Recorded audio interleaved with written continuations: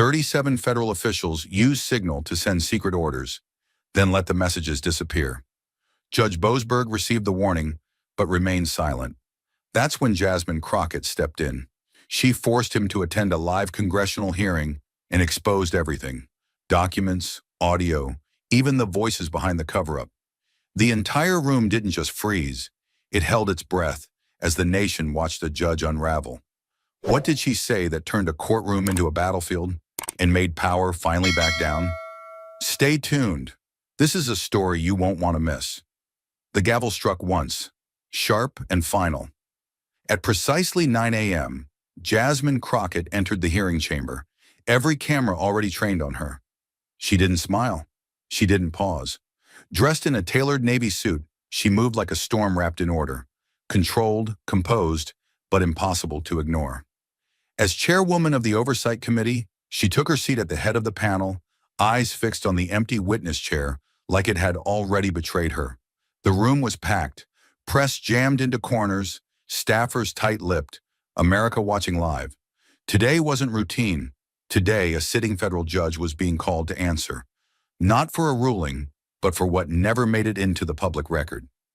Then came the footsteps, measured, unhurried, echoing with a defiance wrapped in protocol. Judge James Boasberg, appointed by both Republican and Democratic presidents, walked in wearing the black robe of impartiality, though to Jasmine Crockett, it now looked more like armor. He adjusted his glasses with robotic precision, offered a polite nod to the panel, and took the witness seat with the composure of a man used to ruling from behind closed doors, not answering under oath in the glare of live television. His expression didn't flinch, not even when cameras zoomed in close enough to catch the twitch of a tightening jaw. He cleared his throat, looked straight ahead, and said the words that would set the tone for the day. "I come here in the spirit of judicial neutrality." But to Jasmine, those words were hollow. In front of her was not just a judge. He was a gatekeeper who had closed the door on accountability. And now, under oath and under lights, that door was about to be forced open. Outside, headlines rolled fast. Crockett versus Boasberg. The courtroom reversed. Inside, history was already being written. The judge's words, judicial neutrality, had barely settled in the room when Jasmine Crockett leaned forward, her fingers folded calmly on the desk, her voice calm but weighted with purpose. She looked directly at Boasberg, then at the cameras, then at the country. "Let me be absolutely clear," she began, her tone controlled, but her eyes unblinking. "In this country, laws are not meant to disappear like a signal message after 10 seconds. Justice doesn't have an auto-delete function." Her words cut through the still air, like the first crack of thunder before a storm. She paused just long enough for the weight of the silence to press in. Then she reached under her folder, pulled out a thick set of documents marked internal use only, and raised them slowly so even the back rows of the room could see.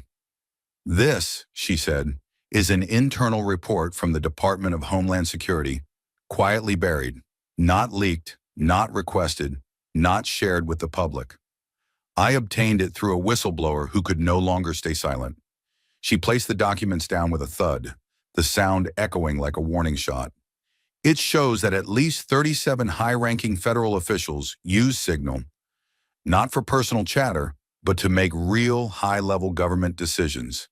Immigration protocols, deployment plans, legal responses to civil rights complaints. All of it, gone, wiped clean by design." She looked across the room, scanning faces. They knew what they were doing. They chose a platform that would vanish their words before accountability could catch up. This wasn't carelessness. This was strategy. And more disturbing than the act itself is the fact that this report made it to your courtroom, Judge Boasberg, and nothing happened. She let the silence return. This time it was heavier. The press stopped typing. Even the aides at the side of the room stopped moving. Jasmine's voice dropped, not in volume, but in tone, more personal, more damning. "So, I have to ask, and I want a real answer, not a recitation of rules. Did your court investigate this breach of federal law? Did you call for an inquiry? Did you demand more information when it became clear that laws weren't just being bent, but deleted?" Her hands now rested flat on the desk, her words steady and slow. Or did your courtroom become a place where truth was quietly edited out of existence? She didn't blink. Not once. And neither did the room. Because at that moment, the question wasn't just directed at Boasberg. It was aimed at every person in power who ever looked the other way and called it discretion. The silence after Jasmine's challenge was tense and heavy, like the air before a storm. Judge Boasberg sat still for a moment, his hands folded neatly, eyes forward but distant, as if calculating every word. Then, in a voice calm and measured, he spoke. Chairwoman Crockett, he began, I believe it's important that we not lose sight of the boundary between justice and politics. I respect this committee's authority, but I reject the idea that my courtroom has participated in any kind of cover-up. He paused, not for effect, but to signal control. The judiciary cannot and should not intervene in every internal choice made by the executive branch. If certain officials used encrypted messaging apps like Signal, that does not automatically trigger judicial oversight. That is a matter of executive policy, not judicial interference. We are bound by law, not outrage. He looked around the room slowly and continued. The court does not chase apps. We do not launch investigations without a legal trigger. That is not how our system works. We act on the facts brought before us, within the limits of the law, not based on public pressure, no matter how intense. His voice never rose, but his words landed like a quiet wall going up. Each sentence designed to deflect, to reframe the narrative, to suggest that Jasmine's urgency was an overreach rather than a warning. Then came the real shift. Microphones around the room clicked on. Several lawmakers, mostly from the opposing party, leaned forward to speak. We must be careful, one said, not to turn this committee into a political theater. Another added, Judge Boasberg is not on trial here. He is a representative of an independent branch of government, and this line of questioning is dangerously close to harassment.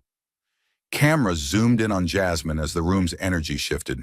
The support she had commanded just moments earlier now felt shaky, uncertain. She said nothing, but her grip on the desk tightened. It was clear what was happening. They weren't defending the truth. They were defending the institution. Not because it had done the right thing, but because they were afraid of what it would mean if it hadn't. And in that moment, Jasmine wasn't just facing a judge.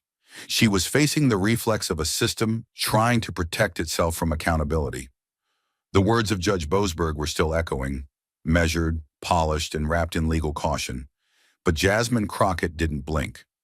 She leaned back for a moment, let the room settle into the illusion of his control, then quietly reached into the stack of documents before her.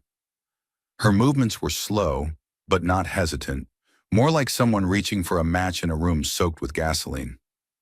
If this court doesn't chase apps, she said, voice steady and low, then perhaps it should at least read the evidence already sitting on its desk. She lifted a thick gray folder, and the room instantly shifted. It was clearly labeled in bold red. Not for public release. She paused just long enough for every camera to catch it.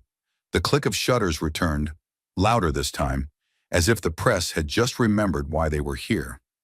This document, she continued, holding it up with one hand and sliding a copy toward the judge with the other, is a leaked internal log from the Office of Military Response Coordination. She looked around the room, locking eyes with her colleagues. Not a newspaper story, not a political memo. This is the raw material, the kind of record the public is never meant to see.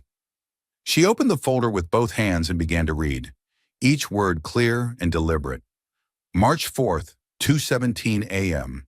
Encrypted signal thread initiated between 3 DHS officials and one high-ranking military advisor.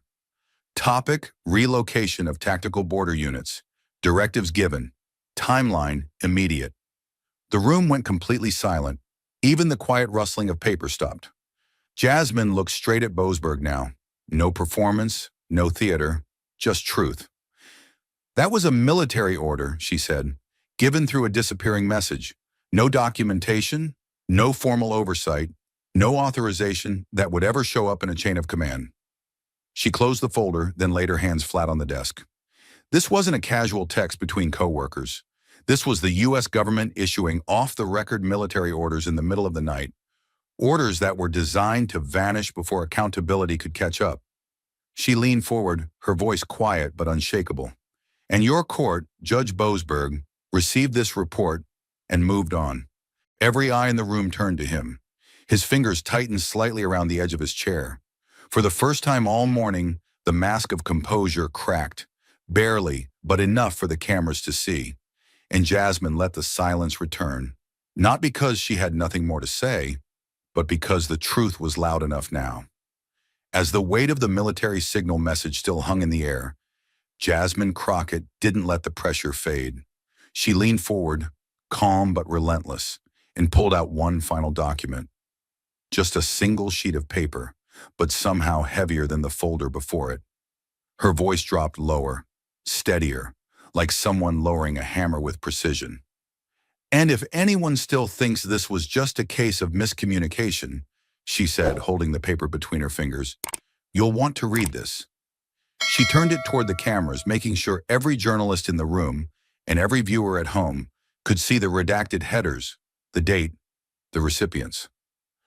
This is an internal email exchange, she continued, between the clerk of the court and a deputy counsel at the Department of Justice. Not from last year, not from the heat of confusion, but 2 weeks after the signal report hit your bench, Judge Boasberg. She paused, then read the subject line aloud. Managing potential press fallout from encrypted communications. Her tone sharpened. This wasn't about justice. This was about optics. She looked back at the judge, her eyes steady. I'll read a line, word for word. We may want to avoid any formal docket activity that could trigger discovery. Last thing we need is another leak. Let this rest until coverage cools. The words seemed to fall like slow drops of acid on the room. No gas, no whispers. Just a cold, collective stillness, as if everyone had been holding their breath at once. Jasmine laid the paper flat on the desk like it was a final card in a poker game, her voice steady but loaded with quiet fury. That's not a mistake. That's not a filing error. That's a deliberate decision to stay quiet. Not because the facts weren't serious, but because the press might ask questions. Because public trust might crack. Because someone in this building thought silence would be safer than sunlight. She let her hands fall to the table, open, bare. And you, Judge Boasberg, were copied on that exchange. You were there. You had a choice.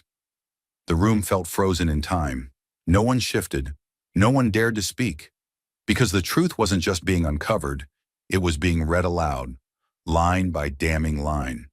And in that moment, what Jasmine had uncovered wasn't just a hidden message or a buried report. It was proof that the very people entrusted to protect justice were more worried about protecting themselves. The silence that followed was not the kind that asked for reflection. It was the kind that warned something was about to break. And when it did, it wasn't the public. It was the mask of judicial detachment. For the first time since taking his seat, Judge James Boasberg shifted uncomfortably. His hand brushed the edge of the email Jasmine had laid before him, but he didn't touch it. His jaw tensed. His composure, so carefully maintained for the cameras and the committee, finally showed signs of strain. He cleared his throat softly and adjusted his microphone, his voice quieter now, as if trying to take up less space. Chairwoman Crockett, he began, I did receive a technical summary, yes. A report outlining concerns about the use of encrypted messaging among certain executive branch officials. But it was presented not as evidence, but as an internal advisory memo. It lacked the legal standards necessary to trigger a formal judicial review. He looked down briefly, then back up, not at Jasmine, but at the row of panel members flanking her, hoping perhaps for understanding from someone other than the one woman refusing to look away. It did not meet the threshold for admissibility. There was no verified chain of custody, no affidavit, no corroborated source naming a specific legal violation. His voice tried to reclaim its earlier tone of calm expertise, but the energy in the room had changed. He wasn't explaining anymore. He was defending. In my judgment, it was insufficient to justify further action from the bench. Jasmine let him finish. She didn't interrupt. She didn't blink. She waited, eyes fixed on him like a prosecutor waiting for the witness to finish digging his own grave. And then she spoke. So you received a document that described classified communications happening off the record, she said slowly, involving military directives, internal legal strategy, and attempts to avoid transparency. She leaned in, her voice louder now, not shouting, but filled with righteous fire. And your response wasn't to flag it, not to ask for clarification, not even to send it to an ethics office or oversight council. Your response was to file it away? Boasberg looked as if he'd been caught halfway between two thoughts, one of protocol, one of regret. That's not what I said, he replied carefully. My office, acknowledged the memo and noted its contents, but then why? Jasmine cut in, her voice now clear and firm.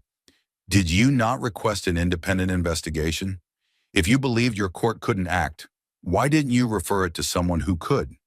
Her hands were open on the desk now, palms up, not in surrender, but in raw demand for accountability. You sit here and say the document didn't meet the legal threshold, but you had the power to ask for answers. You had the authority to raise the alarm. Boasberg paused again, and in that pause, the weight of the institution seemed to lean back into him, like a great marble column settling onto its pedestal.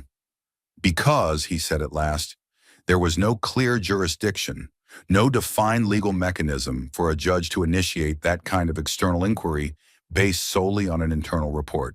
There was no clear path of authority. The words dropped like iron. The tone was soft, almost apologetic. But the effect was devastating. Across the hearing room, you could hear pens stop scribbling. Fingers hovered over keyboards, uncertain whether what they were hearing was real. Jasmine sat in silence for a moment, visibly restraining the fury that wanted to rise. Then she laughed, a short, bitter breath. No clear jurisdiction, she repeated, as if tasting the words. You're the presiding judge of one of the most powerful federal courts in this country. You oversee matters of surveillance, secrecy, and national security. You issue rulings that shape how our government spies, stores, and responds. She leaned in closer, her voice sharp enough to cut steel. And when you saw a report showing that the law might be actively circumvented, you hid behind ambiguity? Gasps whispered across the rows. A few lawmakers shifted in their seats. One aide dropped a pen. The atmosphere was no longer tense. It was electric, vibrating with disbelief. Jasmine didn't let up. Let me ask you something directly, Judge. If that memo had come from a protest group, a whistleblower outside the government, a journalist with a tip, would you have said the same thing? That you had no authority? Or would you have issued an injunction, a subpoena, a protective order within the hour? Her tone didn't waver. It drilled deeper. Because what I see here is a different kind of silence, the kind that chooses comfort over conflict, that lets power protect itself. Boasberg's hands were now folded tightly on the table, his knuckles slightly white. His voice, when it returned, was smaller than before. I acted according to what the law allows, he said, and what it does not. Jasmine's reply came without hesitation. Then maybe the law isn't the only thing that failed. A long silence followed. It wasn't the quiet of respect. It was the silence of a system caught looking the other way. Reporters exchanged glances. Staffers sat frozen, afraid to move. And in the center of it all, Jasmine Crockett remained still, her expression hard, her voice low. The American people don't get to hide behind unclear jurisdiction, she said. When they make a mistake, they're held accountable. When they miss a deadline, they pay the price. But when someone in power erases messages, hides decisions, and lets it all vanish in encrypted shadows, somehow that's unclear jurisdiction? She leaned back finally, but her voice stayed steady. You were trusted to defend justice, Judge. Not just process, not just policy, justice. And if the law gave you no clear path, then you should have lit one. No one in the room breathed, not because they were stunned, but because they knew she was right. And for the first time that day, even the walls of power felt like they had nothing left to say. Judge Boasberg had just declared that the law gave him no clear path. But Jasmine Crockett knew better, because someone, somewhere, had already lit that path. He just chose not to walk it. Without breaking her gaze, Jasmine reached for a new folder, this one thinner, more worn. its tab marked in green instead of red. She didn't speak right away. The silence was part of the strategy. She let it stretch, just long enough to make everyone lean forward, wondering what else she had. Then she said, "Madam Clerk, please call our next witness." A quiet murmur rolled across the room. The witness hadn't been announced in advance. There was no name on the schedule. Even Boasberg looked up, eyes narrowing just slightly, a flicker of uncertainty passing across his otherwise rigid face. The chamber doors opened, and in walked a man in a plain gray suit, no tie, a folder tucked under one arm. He was in his late 50s, his expression tired but alert, like someone who had carried too much for too long. As he stepped up to the table and took his seat, the entire mood shifted again. This wasn't a pundit or a politician. This was someone who had lived inside the machinery. Jasmine gave a brief nod, then turned to the room. "This is Mr. Daniel Rains," she announced, "former Chief Information Security Officer for the U.S. District Court for the District of Columbia." A few journalists in the gallery sat up straighter. The title alone meant something. Rains cleared his throat and adjusted his microphone. "I served in that role for 13 years, he began, voice measured, deliberate. "I resigned last November after repeated internal disagreements regarding the court's approach to digital communications, encryption policies, and data retention."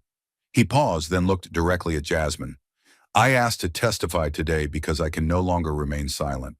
Jasmine leaned forward, her tone respectful but direct.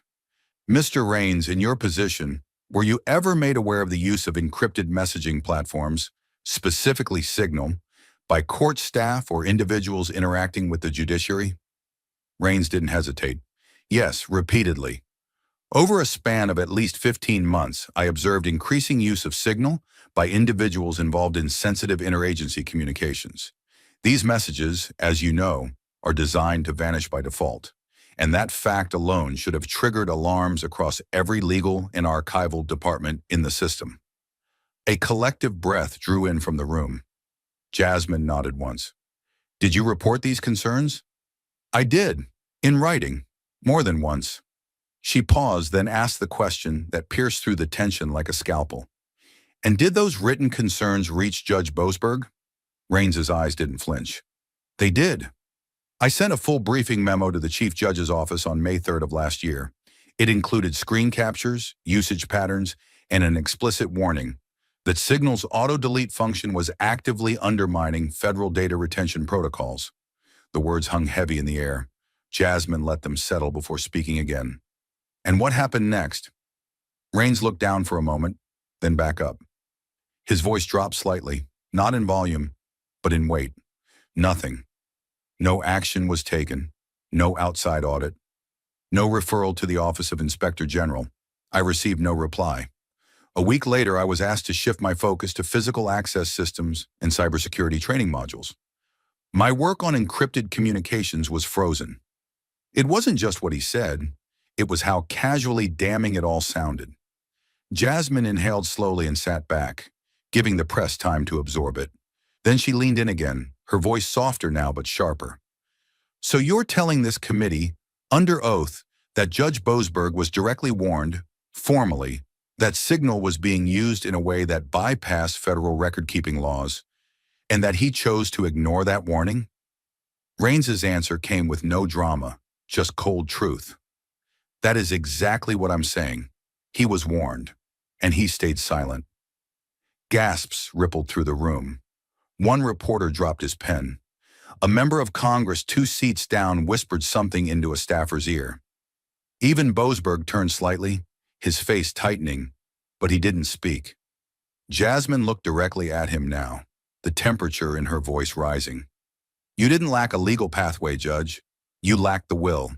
You didn't need a law to tell you what was wrong. You had a warning. From your own security chief." She turned back to Rains. "Did you keep a copy of that memo?" "I did." "Have you submitted it to this committee?" "It's in your inbox, ma'am. Time-stamped and unedited." Jasmine's lips tightened, just slightly. She looked down at her binder, tapped it once, then looked back to the room.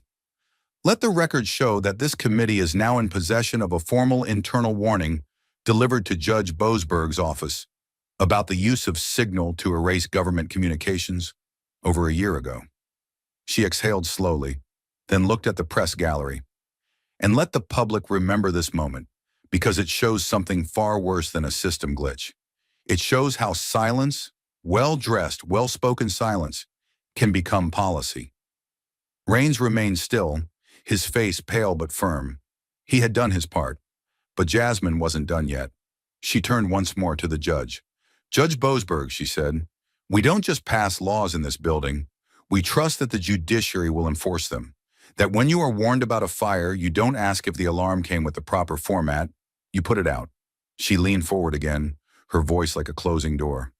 "You didn't put it out. You shut your office door and let it burn." The judge sat in silence. There was no defense strong enough now, and the room knew it. All of it, every seat, every screen, every American watching from home. Because in that moment, the robe no longer looked like authority. It looked like cover. The testimony had cracked the foundation, but it was Jasmine's silence afterward that made the weight unbearable. In that silence, Judge Boasberg finally snapped. He shifted in his seat, more aggressively this time. Gone was the quiet restraint, the deliberate calm that had defined his presence all morning. His fingers clenched the sides of his chair as if bracing for impact, not from a blow, but from a truth too heavy to deflect. He looked up, not at Jasmine, but through her, his voice no longer measured. "You're out of line," he said sharply. "This entire hearing is out of line." He turned fully toward her now, the weight of years on the bench suddenly replaced by something raw, something personal. "You are not my judge, Madam Crockett," he snapped. "You do not get to sit there and drag this court's name through the mud based on half-verified emails and political theater." Gas rose across the room. Lawmakers turned. Staffers froze. For the first time, it was Boasberg who had raised his voice, not Jasmine. He leaned forward, his eyes narrow, voice shaking ever so slightly with restrained rage. "This chamber is not a courtroom," he continued, "and I will not allow myself, or the entire federal judiciary, to become props in your televised performance." His words echoed hard against the marble walls. "You want headlines, Congresswoman? You have them. You want a soundbite? Take it, but don't pretend this is oversight. This is ambition dressed as justice." The tension became unbearable. One lawmaker reached to turn off their mic. Another mouthed something to an aide. A ripple of discomfort passed through the press gallery, like something sacred had just been broken. But Jasmine didn't flinch, not even a blink. She let the judge finish. She gave him space to empty himself of every line he had rehearsed in silence. Every ounce of the power he still believed insulated him. And when he was done, she leaned forward, slow, controlled, deliberate, and spoke in a voice that didn't rise but somehow cut even deeper. "This," she said softly, "is not performance. This is not theater." She looked around the room, her gaze steady, letting each person in the room feel what she meant. "This is history." Her tone didn't waver. It didn't need to.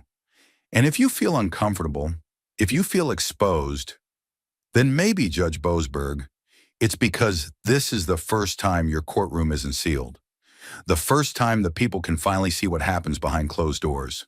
She paused just long enough for the silence to become a verdict. Then she added, "No one is above this table, not you, not me, not the Constitution, and certainly not the truth." Boasberg's hands now rested still on the desk, but his face was red, jaw locked. You could almost see the internal battle. The years of practiced control wrestling with the reality that the robe no longer made him untouchable. "You think this is justice?" he asked, lower now but laced with disdain. "Letting unelected staffers leak confidential documents and letting Twitter mobs decide what's lawful?" Jasmine kept her voice calm, grounded in something deeper than anger. "I think justice is finally being able to ask the questions your courtroom won't. I think justice is knowing that when a whistleblower speaks up, they won't be buried by the silence of powerful men in robes." She tapped the table once gently, but the sound echoed like a gavel. "You don't get to sit behind the curtain and expect the public to keep clapping." The room held still, as if waiting for someone to blink. But no one did. Not Boasberg, not Jasmine, not the press. And in that frozen moment, the imbalance of power, The untouchable judge versus the daughter of the people shifted just enough for the country to feel it. Jasmine leaned back now, not in retreat, but in control. "You've spent decades being respected, Judge," she said, "and maybe you earned some of it. But respect isn't a shield. It's a responsibility. And when you choose silence, when you dismiss warnings, when you let evidence die in a folder because you're afraid of a headline, then you're not protecting the law. You're hiding behind it." No response came. Boasberg sat rigid, his eyes fixed forward, his lips pressed into a tight line. The authority in his posture now looked hollow. Not because he was powerless, but because, for the first time, he wasn't alone with the story. Jasmine let the final words hang, then added, "I'm not here to make headlines, Judge. I'm here to make sure this never happens again. And if that makes you uncomfortable, that's not my failure. That's yours." The tension didn't break with applause. It didn't need to. The moment had done its work. All that was left now was the truth, undeniable, unedited, and impossible to unhear. Judge Boasberg sat frozen, cloaked in silence. But silence was no longer an ally. Jasmine Crockett was about to break it wide open. She didn't move quickly. She didn't have to. With the weight of the room pressing inward, Jasmine reached for a small black USB drive resting quietly on the binder in front of her. Her fingertips brushed it like it was a trigger, and in a way, it was. She held it up for the cameras to see, then looked directly at the committee. "There's one more thing," she said, her voice even, steady, the storm behind her words carefully restrained. "This isn't a document, it's not a memo, it's a voice." She turned to the committee clerk. "Please cue the audio file. Clip 47B. The room dimmed slightly as the screens flickered to life. No music, no graphics. Just a plain waveform pulsing on the screen and a timestamp. April 17th, 10:43 a.m. The moment the clip began, the voice was unmistakably real. Male, mid-40s, casual, arrogant. "Look, we just need to sit tight. Don't move anything into the docket. No written responses. Let Signal do its thing. In a few days it's gone. Crockett will never see it. She's loud, but she doesn't have reach into the judiciary." The line was followed by laughter. Another voice chimed in, muffled but clear enough to chill the blood. "Exactly. That's the beauty of disappearing data. Let the system clean up after itself." The audio ended there. No static, no fade out, just silence, followed by a collective gasp that seemed to rise from the floorboards. At first, no one spoke. Then the press gallery erupted, not in words but in movement. Reporters reached for their phones. Cameras zoomed in tighter. Someone in the third row whispered, "Oh my God," before remembering they were on hot mic. Hashtags flashed instantly across every screen. Number sign, Signal Gate. Or a cover-up confirmed. Crockett was right. Jasmine sat still, her hands clasped in front of her, as if holding back the fury of a generation. She didn't gloat. She didn't smile. Her voice came next, soft but sharp enough to cut bone. "That voice belongs to a former legal advisor to the administrative office of the U.S. courts," she said. "That conversation was recorded accidentally during a remote compliance call. It was sent anonymously to my office 2 weeks ago." She paused, then added, "We verified the voice. We confirmed the time. We matched the content to a known communication blackout window following the DHS signal messages." She turned back toward Judge Boasberg. "Your Honor, this wasn't a misunderstanding. It was a strategy." Boasberg's lips parted slightly, but no sound came. His eyes didn't meet hers. His hand trembled faintly on the edge of the desk. Gone was the man of marble dignity. What remained was a shell of silence, surrounded by the evidence he had once believed would vanish. Jasmine didn't stop. They weren't afraid of being wrong. They were afraid of being seen. And now, finally, they are. Her tone lifted slightly now, not with pride, but with clarity. "This isn't just about disappearing messages. It's about a disappearing conscience, a vanishing sense of duty, a system so confident in its secrecy that it forgot people still care about the truth." She let her eyes scan the committee, the audience, the rows of press. "And if anyone here still believes this is about politics," she added, "ask yourself, who benefits when justice is timed to expire?" At that moment, as if the universe itself wanted to underscore the point, every reporter in the room received the same alert. Breaking whistleblower audio confirms signal cover-up. Crockett audio goes viral. On Twitter, the clip passed 2 million views within minutes. TikTok spliced it with Jasmine's voiceover. This is not performance. This is history. CNN ran the headline, "Federal Judge Under Fire as Audio Leaks Confirm Fears of Judiciary Complicity." But inside the hearing room, the real moment hadn't passed yet. Boasberg finally spoke. Just 2 words. "I object." It was soft, almost pitiful.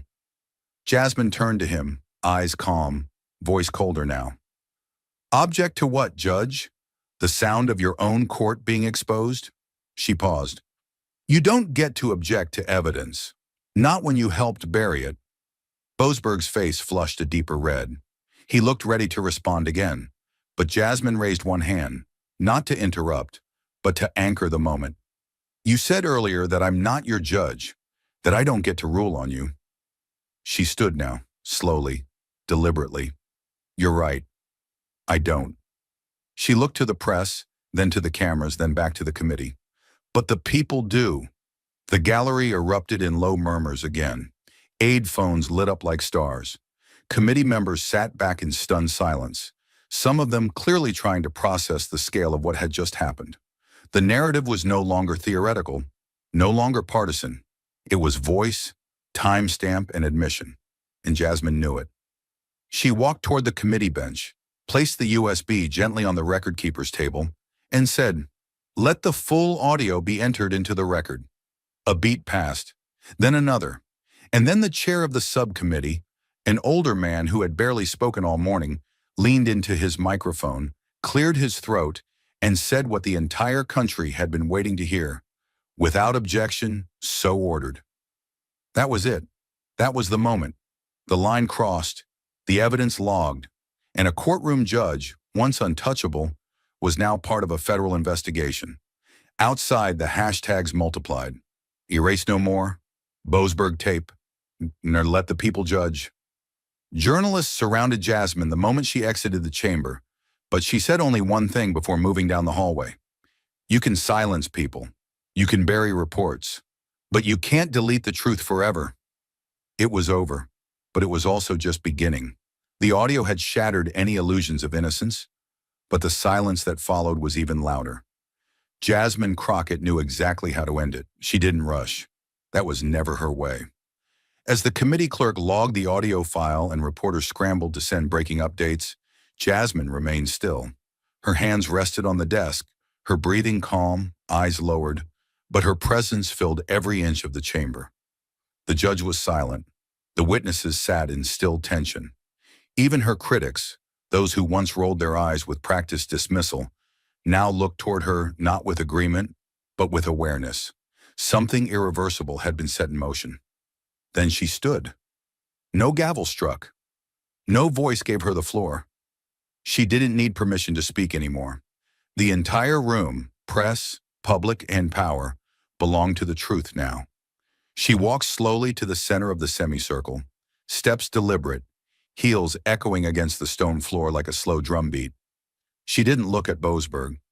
She looked through him, past him, into the eyes of every person who had once believed the robe meant righteousness. Her voice came quiet, not to soothe, but to hold razor-sharp control.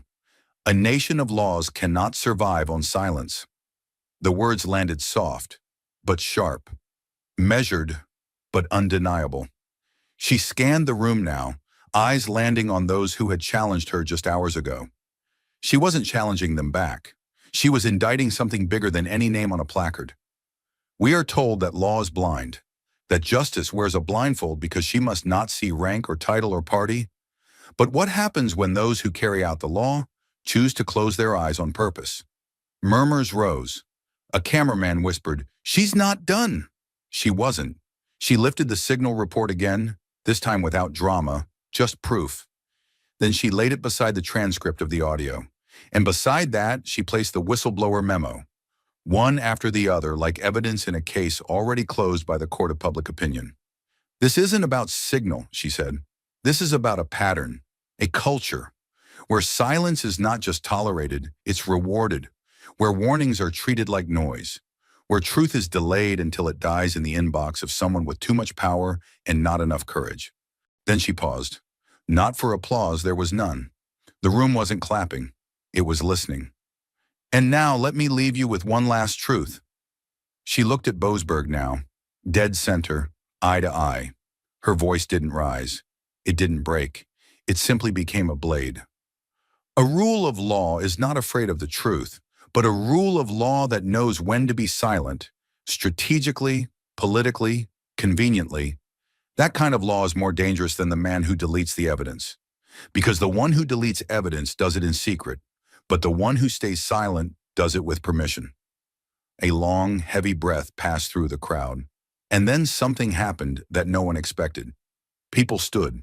Not just her supporters, not just her staff, not just the students in the back row or the journalists with notebooks in their laps. Even some of her sharpest critics, those who had raised objections, called her theatrical, rolled their eyes when she first spoke, stood now, slowly, not in agreement, not in surrender, but in recognition. Because the room had changed. Because after everything, the facts were louder than the spin. The documents couldn't be called political. The audio couldn't be unheard. The silence that once protected power had become the very proof of its guilt. And in that moment, no one was standing for Jasmine. They were standing because the truth was standing, and it refused to sit down again. Jasmine's voice returned, one last time, soft but permanent. Let this hearing mark the day when silence lost its power. And then she walked away. No celebration, no fist in the air, just silence, this time hers. But the country was already speaking. Outside, the hashtags burned through every feed. Rule of silence, judicial truth, Crockett and Boasberg. Even lawmakers from both sides were issuing statements within minutes, some out of courage, others out of survival. Whistleblowers began contacting newsrooms. Freedom of Information Act requests flooded judicial inboxes, and somewhere in the Department of Justice, someone began rewriting the memo for emergency oversight. In a matter of hours, a hearing that began with a simple question, where did the messages go, had turned into a national reckoning. Not because the law was broken, but because the silence had been. And Jasmine Crockett, the woman they once mocked as loud, angry, theatrical, had done the one thing the system couldn't delete. She had made the truth unforgettable. She walked away, but the silence she left behind didn't fade. It detonated. The room didn't move. Not at first. It was as if everyone present, judges, aides, reporters, even critics, were still processing what they had just witnessed. Jasmine Crockett had exited without applause, without celebration, without the grand theatrics her opponents once accused her of. But what remained in her wake was more powerful than any standing ovation, the eerie stillness of a truth too massive to deny. Judge James Boasberg still sat at the witness table, hands folded tightly, fingers pale from tension. His robe no longer looked regal, it looked heavy. The very fabric that once symbolized judicial authority now seemed to sag under the weight of everything that had gone unspoken for too long. His face was drained, expression locked somewhere between denial and defeat. He had heard that final line, same as everyone else. But unlike everyone else, he knew exactly who it had been meant for. Outside the chamber, the world had already changed. Social media feeds lit up in waves, video clips, transcripts, reaction threads. Jasmine's final words, a rule of law that knows when to be silent is more dangerous than the man who deletes the evidence, were being printed on protest signs before she even reached the parking garage. Editorials from left, right, and center didn't debate whether the hearing had been political. They debated how soon the investigations would begin. Justice Department officials requested internal reviews. Advocacy groups launched petitions. And the clip of the whistleblower's voice, calmly stating that Signal would take care of everything, became the most downloaded audio file in the country overnight. But inside Judge Boasberg's office the next morning, the lights were low, the blinds drawn, and the tension unbearable. He sat alone at his desk, replaying the final 10 minutes of the hearing with his fingers pressed against his temple. Each word echoed differently now. It wasn't just about the signal messages or the memo he buried. It was about how close he'd come to believing no one would ever find out, how deeply he had trusted the silence to protect him. Across town, Jasmine Crockett stood before a crowd outside the Capitol. She hadn't planned to speak, but the people who had gathered weren't looking for sound bites. They were looking for truth. Some of them had voted for her, some hadn't, but every one of them knew that something fundamental had shifted. "This was never about me," she began, her voice strong but intimate. "It was about what happens when powerful people assume they are untouchable." She raised a hand, not to command attention, but to hold the moment. It was about a system that waited for the truth to expire and got caught watching the clock. At that moment, 2 blocks away, a sealed envelope slid across a Department of Justice desk. Inside, a formal referral for judicial ethics investigation, signed by 5 members of the House Oversight Committee. Attached was the full hearing transcript, USB audio, and 3 notarized whistleblower affidavits. It wasn't just symbolic, it was procedural, real, and it carried weight. Boasberg's defenders scrambled. Press statements were drafted within hours. No wrongdoing. Out of context. The judge followed protocol. But for the first time in decades, the spin didn't stick, because people had heard the tape. They had seen the body language. They had watched the wall crack in real time. And now the usual fog of complexity wasn't protecting the players, it was suffocating them. Jasmine, meanwhile, returned to her office and sat in quiet for a long time. Her aides spoke in hushed voices outside the door, unsure whether to give her space or bring updates. She stared at her hands, still slightly trembling, not from fear but from the weight of what had just happened. She had stood alone against a sitting federal judge.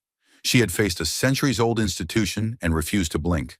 But now came the part no one ever prepares for, the silence after the storm. And yet, even in that stillness, the echoes rang out. School civics classes played the hearing as a case study. Legal blogs began tracking the timeline of the Signal incident.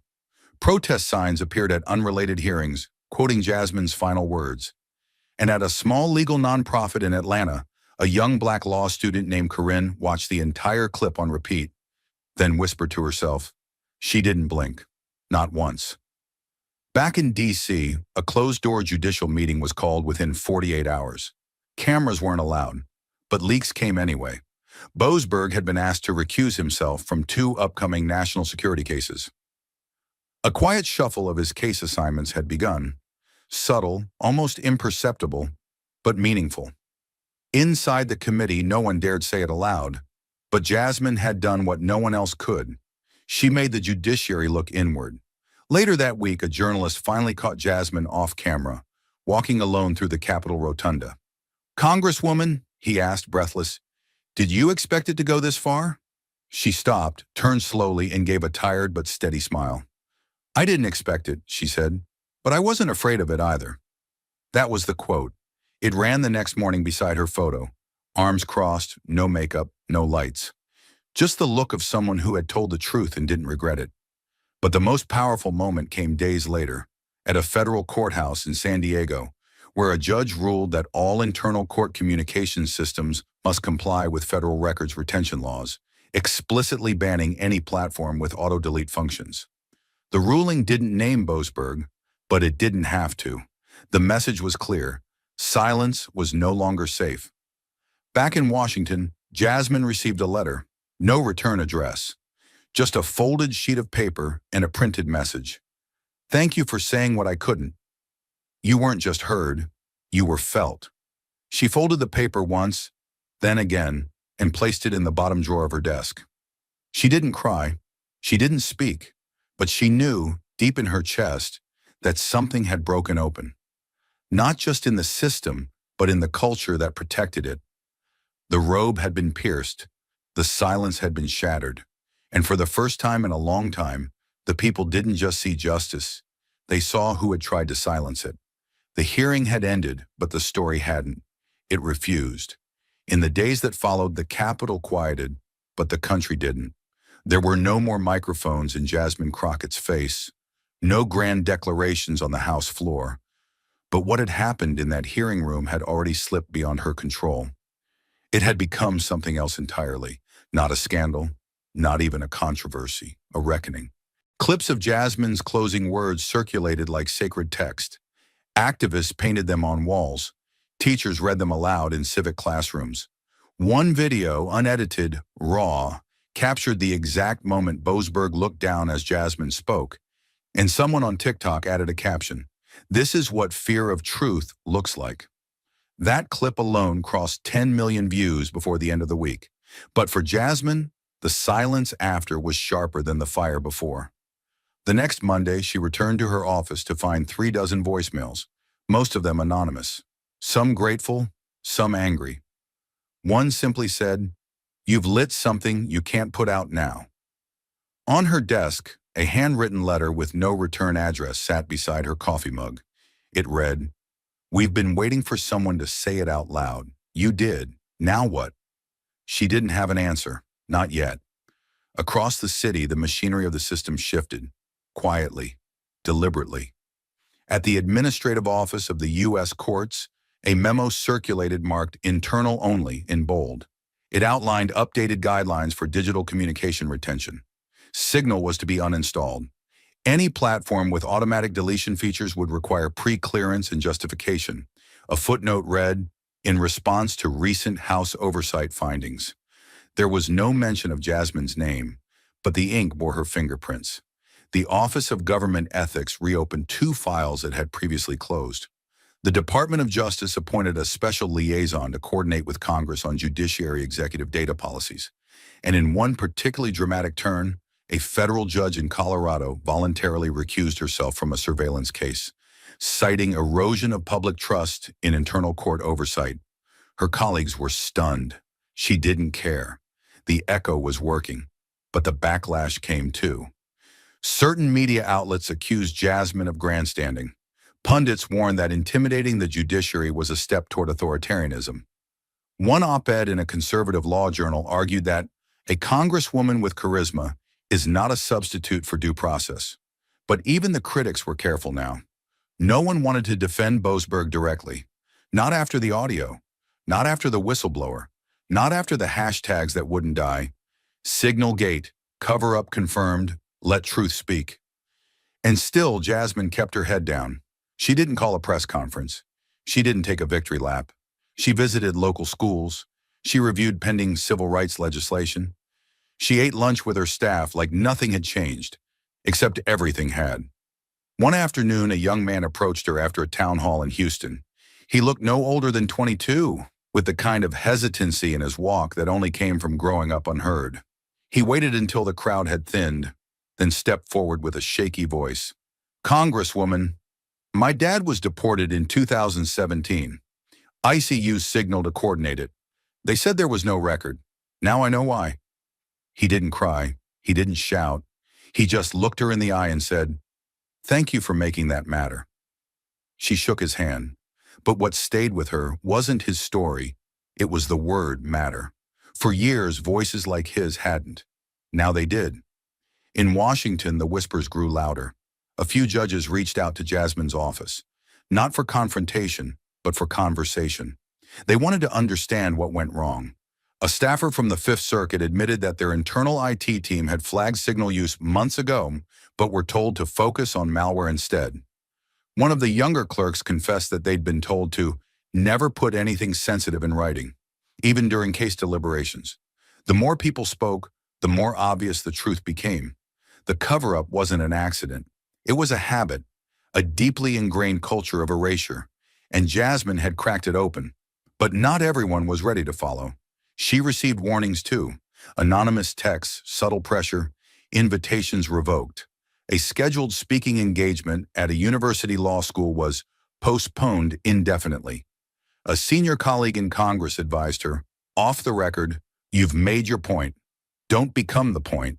She thanked him and ignored it, because by now she understood something elemental. Power never respects silence. It only exploits it. In private, the exhaustion set in. Jasmine wasn't invincible. She felt the toll. The nights got longer. the phone calls harder to return. She dreamed, more than once, of being back in that chamber. Except this time, the mic didn't work. The documents were gone, the tape erased. Boasberg smiled. But each morning, the headlines told her the story hadn't vanished. One day, a national survey showed public trust in the judiciary had dropped 12% in 6 weeks. Not because people hated the courts, but because they saw the cracks. And cracks, Jasmine believed, were good. That's how light got in. Then came the call. A legislative staffer, voice trembling, said, "We're drafting a bill to mandate communication transparency across all federal courts. It won't be perfect, but we want your name on it." She didn't hesitate. "No," she replied, "not my name."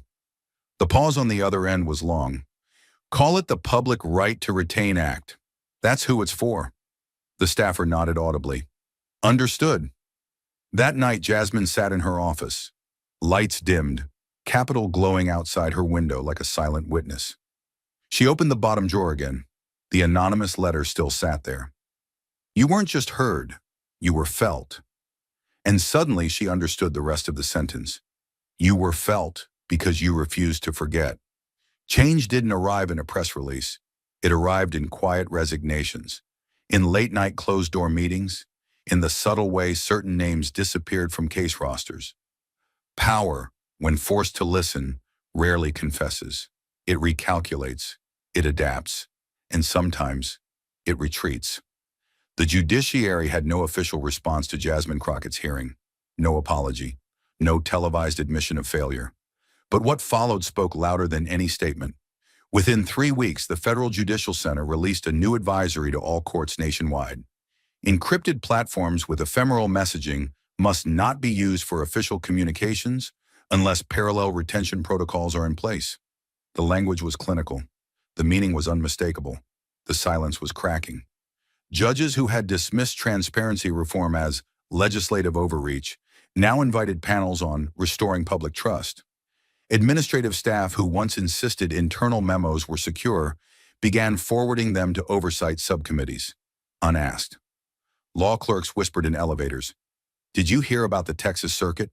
They're scanning for signal installations now." One court IT director anonymously told a reporter, "We were told for years to let it go. But now everyone's terrified of being the next Boasberg." And Boasberg? He hadn't spoken publicly since the hearing. His chambers declined all comment. His staff canceled scheduled appearances. One ruling on a sensitive surveillance-related case was quietly reassigned. Another, once viewed as a slam dunk, was inexplicably reversed on appeal, with a scathing footnote about compromised procedural integrity.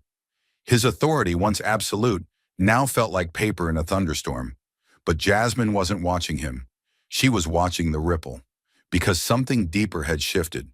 It wasn't just a political moment, it was a cultural wound opening, and the country had begun cleaning it. At Howard Law, enrollment in constitutional ethics spiked. Students cited her hearing in essays. Professors assigned transcripts. One professor started each lecture by playing the 15-second clip of Jasmine saying, "You don't get to hide behind the curtain and expect the public to keep clapping." Students called it the Crockett Doctrine. In conservative strongholds, the response was quieter, but still visible. A state judge in Oklahoma issued an unprecedented transparency order, mandating that all docket-related communications, including scheduling changes, be preserved. He didn't mention Jasmine, but when asked by reporters what prompted the move, he replied, "People are watching now, and that's a good thing." Congress, too, couldn't ignore the tremors. A bipartisan trio introduced the Judicial Communications Preservation Act, modeled heavily on Jasmine's findings. It called for retention standards, encrypted data audits, and independent oversight of any platform used by federal judges and staff. Critics called it an insult to judicial independence. But for once, the old line didn't work, because the people had seen what independence without accountability looked like, and they weren't forgetting. The vote passed committee 17-3. Jasmine said nothing publicly, no press tour, no interviews. She only issued one short statement: "If transparency is a threat to your power, you weren't fit to have it." The quote made front-page news, not because it was loud, but because it was unanswerable. And in corners of government once shielded by tradition, real conversations began. One evening, Jasmine received a private call from a senior circuit judge. The voice on the other end was gravelly, older, but sincere. "I wanted to tell you, I've served 34 years, he said, and in 34 years, no one's ever spoken to our institution like that. Not in public, not with facts that sharp." Jasmine didn't interrupt. He continued, "You didn't just speak truth to power. You made power look in the mirror. That's rare and painful." She replied quietly, "The truth was already there. I just refused to walk past it." There was silence on the other end.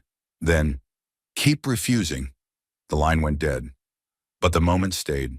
Weeks later, at a quiet ceremony with no cameras, Jasmine received a plaque from a coalition of judicial reform advocates.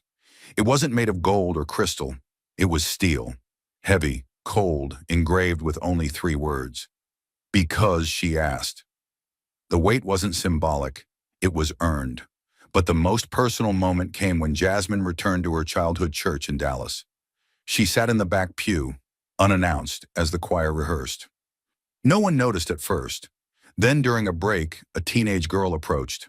She wore a denim jacket, oversized glasses, and carried a beat-up binder of notes. "Are you Congresswoman Crockett?" the girl asked. Jasmine nodded. The girl's voice cracked slightly. "They played your hearing in our civics class. Everyone kept talking about the judge, but I was just watching you. I didn't know a black woman could do that in real life." Jasmine felt her throat tighten, but she smiled. "You can do a lot more." The girl looked away. "They don't listen to girls like us." Jasmine placed a hand on her shoulder. "Then speak so loud they don't have a choice." And in that church, beneath stained glass and forgotten hymns, the echo continued, because the system had been forced to listen. And somewhere in that listening, power had learned to fear silence, not because it was safe, but because it was no longer theirs. The courtroom quieted, the headlines faded, but one question still echoed. What do we do with a truth that survives power? The lesson was never just about a judge or an app or a hearing gone viral. It was about the cost of silence and who pays it. Jasmine Crockett didn't set out to become a symbol. She didn't chase the spotlight or crave a headline. She asked a question that too many in power had buried beneath protocols, privilege, and polite evasion. And when no one answered, she kept asking, until the walls cracked. The truth is, justice doesn't die in courtrooms. It dies in inboxes, in conference calls, in winks across hallways where no cameras roll. What Jasmine exposed wasn't just a scandal. It was a culture built on the assumption that people wouldn't care enough to notice. But they did, because she did. This wasn't about winning. It was about remembering who the law is supposed to serve. And in doing so, Jasmine reminded us that courage doesn't always roar.